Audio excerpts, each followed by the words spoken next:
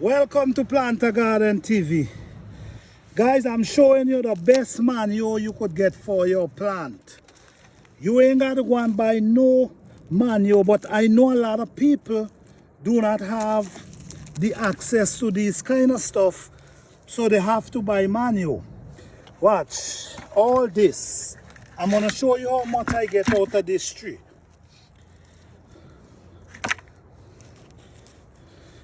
This is tree. I had this tree rest down for a few years, and now I decide, okay, I'm gonna see if I can get manure from it. And this is very healthy. When you plant and throw this around your plant, listen me, is nothing better than this. So this is how I get my organic manure for my plant, from trees, rotten chunks. Yeah, rotten chunks.